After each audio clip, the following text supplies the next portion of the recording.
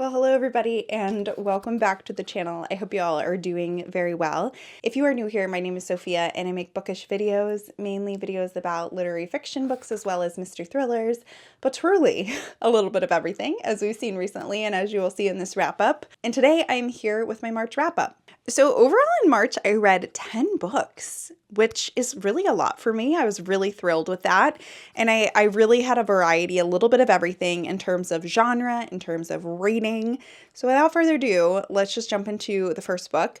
And I am going to do lowest rated to highest rated as I typically do. So the first book that I picked up is The Hunter by Tana French. This is the second book in her, I think what's going to be a trilogy. Don't know what the name of the trilogy is, but the first book was called The Searcher. This series takes place in rural Ireland. It follows a police officer named Cal who is a transplant from America. He used to be a cop in Chicago and has decided that he wants to get away from all the hustle and bustle and wants to get away from people. And he moves to rural Ireland and just kind of lives a quiet life there. But of course, mysteries follow him around. And so in this book, we are following this group of people who think that there's like gold in the community where he lives. And so there's a lot of people in the community that are kind of excited about this and investing in it. And of course, it ends in a crime, a murder that he gets sucked into. I love Tana French's writing and her descriptiveness of this setting. Like I really feel like I was there in this scorching Irish summer. However, I did not care for the pacing of this book or the mystery. I just found it incredibly slow, and the mystery to not be something that I was too invested in, and it happened too late in the book for me to like care about it. It made me pretty slumpy, and honestly, this wasn't my favorite of hers. Debating on whether or not I'm going to finish the series, given that I read the first one and the second one now. But yeah, I gave this one a 2 stars. Next up is another mystery book, which was a devastating 3 stars for me. The Brutal Telling by Louise Penny. This is the 5th book in her Gamache series. It's about a detective who lives in Quebec in this small little town called Three Pines, which is very like Stars Hollow-esque, very cute, very small town vibes. But he works at the Sûreté de Quebec, which is a very prominent police department, and basically he's often called back to Three Pines to solve mysteries that happen there, murders. And this one was a mystery that took place right at the heart of Three Pines as someone is murdered in Olivier's bistro. I loved the characters. I love the world building. I love that every time I pick up one of these books, I feel like I'm coming home. I want to just like sit in Olivier's bistro and just like drink a coffee. I want to walk around the square of Three Pines. And I love the characters. Like they feel like real people in my life. Like I could walk outside and I would meet Ruth Zardo and I wouldn't be surprised. She just seems real, and you know, the rest of the characters do too. But the mystery of this one made me angry. I didn't like how this book resolved. I didn't like the way that the mystery was set up. I did not feel like it was realistic or believable based on what I know about the characters. And it made me angry. So I gave it a 3 stars. I still love this series. I'm still going to continue, but it wasn't my favorite. Next up, I picked up The 7-Year Slip by Ashley Poston. This was a book that I picked up because I wanted a fluffy romance, and that's what I got. It's about a woman who is kind of in a rut. Her aunt has recently passed away, who she was very close to, and she ends up deciding to live in her aunt's apartment. She's kind of in between places. And when she goes there, she's surprised that there is a man living in the apartment that she thought there was going to be no one in. But the twist of this is that the man is living 7 years in the past. And so, of course, there's a little bit of a romance, some sparks between these two, and they're navigating this complex situation. I enjoyed this, although I did not love the connection between these two. I didn't really like believe it as much as I wanted to. I did like what it said about people chasing their dreams, trying to recover after obviously like losing somebody or going through something difficult. The writing was solid, but the relationship was kind of meh for me for this one. So I ended up giving this a 3 stars, but it was a very like easy to read romance if you're looking for just a quick something to pick you up. And next up we have Universality by Natasha Brown. And I don't think I talked about this in any of my vlogs, but I gave this a 3 stars. This is a book that I thought was going to be a little bit more like thriller than it was. But the premise is about a man that bludgeons somebody with a gold bar at this party in Yorkshire in the middle of the night, and kind of the fallout of that. You'd think that this would be a little bit more like mystery, like why did you do this? Who did it? Like that kind of situation, but it seemed more of a commentary about class and about wealth and society. And I honestly just felt like I wasn't smart enough to figure out all of the things that I was supposed to from this book. And I don't know that I was really the reader for this, or that my expectations were in line with what this book was trying to be. It was well written. It just like wasn't an enjoyable read. Not only that, I've also forgotten about like a lot of the characters and a lot of the details of it. And so it wasn't quite for me, unfortunately, but I have heard that a lot of other people have really been enjoying it. So that sounds like something up your alley. Pick it up and you might enjoy it. Next, I read Julia by Sandra Newman.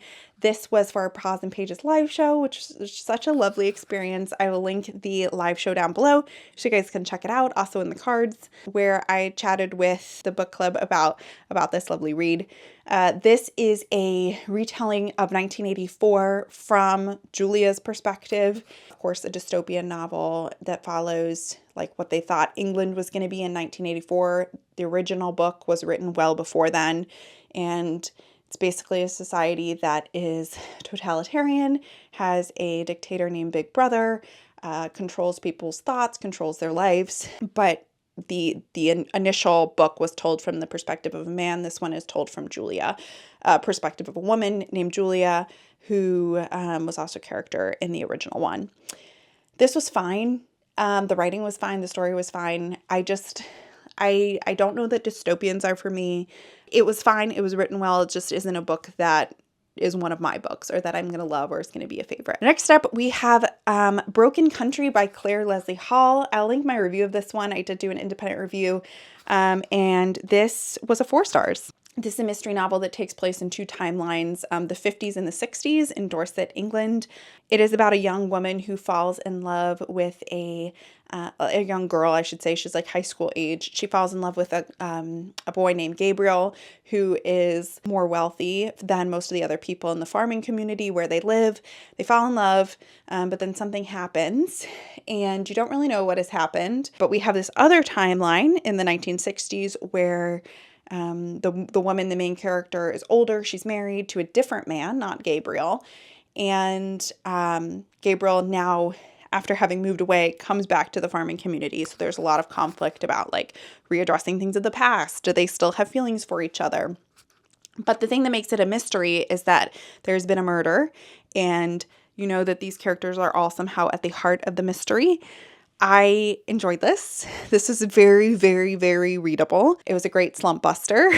It was a little melodramatic at times. I did not like the main character, but it was super plotty, super page turning. This is like a cancel all your plans for the weekend, I need to read this book type of book, and I really enjoyed it. I have pre-ordered Claire Leslie Hall's next books. They've actually already come out in the UK, but they're going to release them in paperback here in the US, and I pre-ordered them. They should be out later this fall, and I'm very excited to continue on with her work. Next up, we have the Guernsey Literary and Potato Peel Pie Society.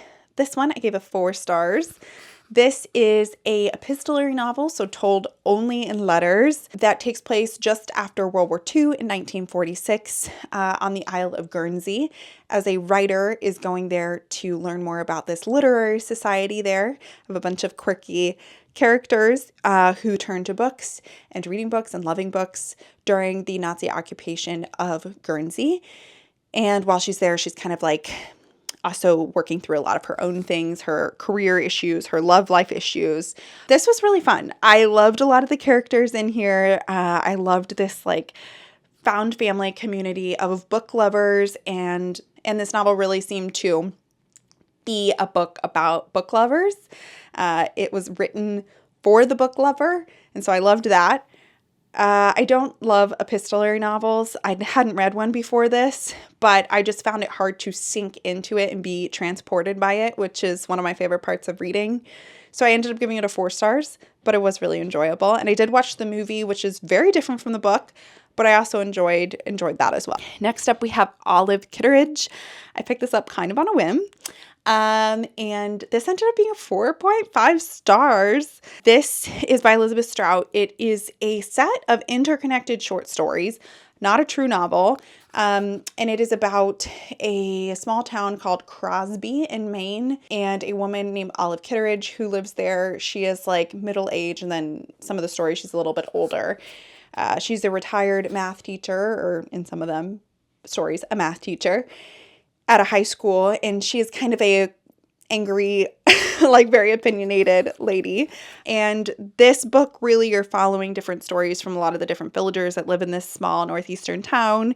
It had great, beautiful, beautiful descriptive writing. The character of Olive just came off the page for me. Like, she seemed so realistic.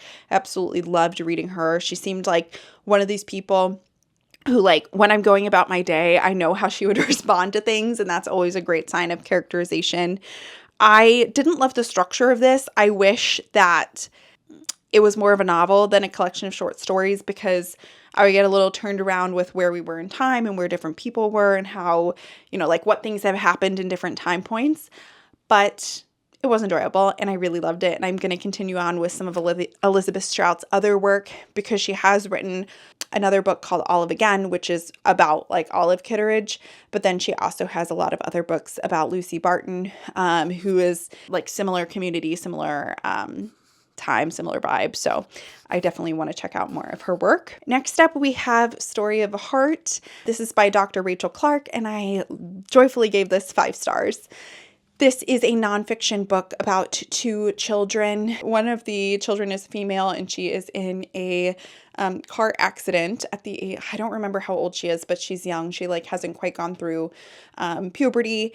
She is in a car accident and unfortunately is brain dead, and her family makes a really difficult decision to donate her organs. The other child is a young boy. He gets a condition called heart failure, and he needs a new heart in order to survive. And so this young girl's heart is donated to the young boy, and it's about their story, all of the different medical scenarios, and everything to do with everything that made this possible. It's about organ transplantation, it's about science, it's about advancements in medicine, it's about humanity, and it was stunning and beautiful. And I have a full review if you want to hear more of my thoughts and more specifics about it, but it was excellent and I absolutely loved it. And the last book that I read this month was by The Fiery We Carry, which was also 5 stars.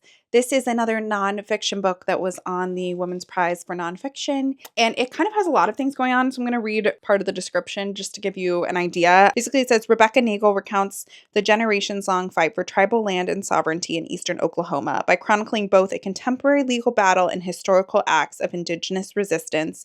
By The Fire We Carry stands as a landmark work of American history. So basically, in this book, we're following a recent murder investigation that happens on tribal land and how the legal system works through that, and also the implications it has for like tribal sovereignty.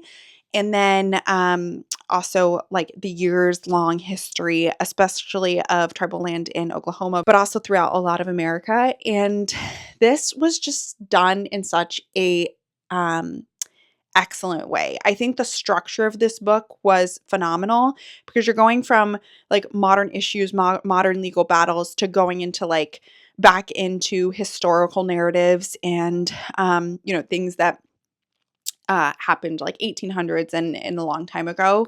The writing was excellent. It was extremely well researched. I thought that it was extremely like digestible for the amount of information that was in here. And I honestly think that this should be required reading for everybody going through the American school system, instead of learning the same things over and over and over again, never really learning about all these important events and how Native Americans were treated in such a horrific way throughout our history. I think that everybody needs to read this, and it was an excellent book, and I'm very disappointed that it's not on the short list, to be honest, but there we are. not every book can make it, but highly, highly recommend it. It was excellent. So those are all the books that I read in March. Overall, extremely solid reading month. And if you guys like more statistics, I do seasonal like wrap ups where I go through the stats of everything that I read. So like numbers of pages, different genres, everything like that. I did just film a video for winter. So if you're interested in seeing all my statistics for my winter reading months, you can check that video out. And with that, I will see you guys very soon with another video. Bye.